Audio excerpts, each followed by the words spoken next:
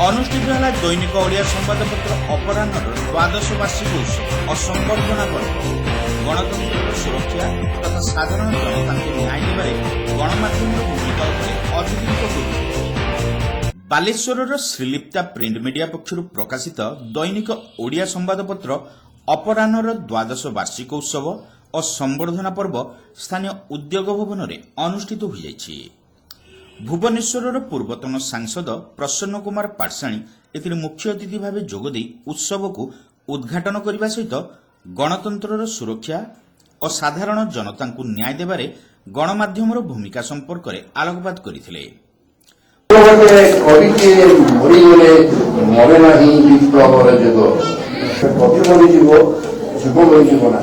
तुम जेते तुम्हें कवि अछ तम प्रति मोर ये अनुराग तमे जन्म होइछ बालेश्वर रे ये होची तीर्थ भूमि ओडिया जातिर साहित्यर एवं फकीर मोहन को आरंभ करी राधानाथ राय मु जन्म पहुंची आसी बनमल्ली बन में झड़ी जाए झड़ी गला बेले माटी में पड़ी जाए राति पाइला बेलू न थाए मनर फूल मु तुमको उपहार देवी नहीं बनर फूल ता झड़ी जीव मु तुमको उपहार देवी मनर फूल जहाँ झड़ी गले हे कवि तब छाती पर पड़ी रही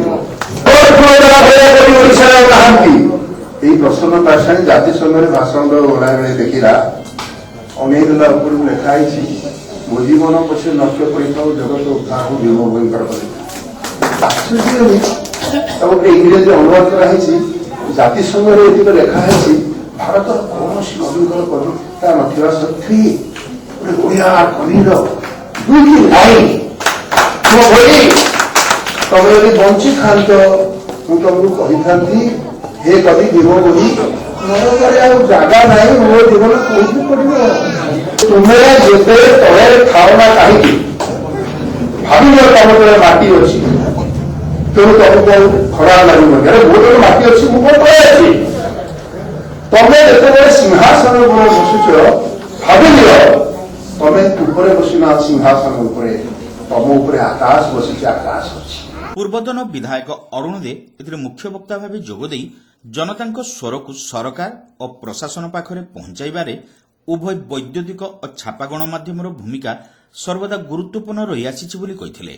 रेवती पत्रिकार संपादिका तथा समाजसेवी सुभाषिनी जेना एथिरे विशेष अतिथि भाव जोगदे सांप्रतिक समाज रे गणमाध्यम स्थिति और कार्यधारा संपर्क में आलोचना करथिले। कवि प्रशांत दास, लेखिका तथा समाजसेवी गीतांजलि परिड़ा, ज्योतिरंजन महापात्र, राधावल्लभ पंडित प्रमुख एथिरे सम्मानित अतिथि भाव जोगदे गणमाध्यम और सांबादिकों कर्तव्य तथा दायित्व संबलित कार्यधारा संपर्क में विस्तृत आलोचना करथिले।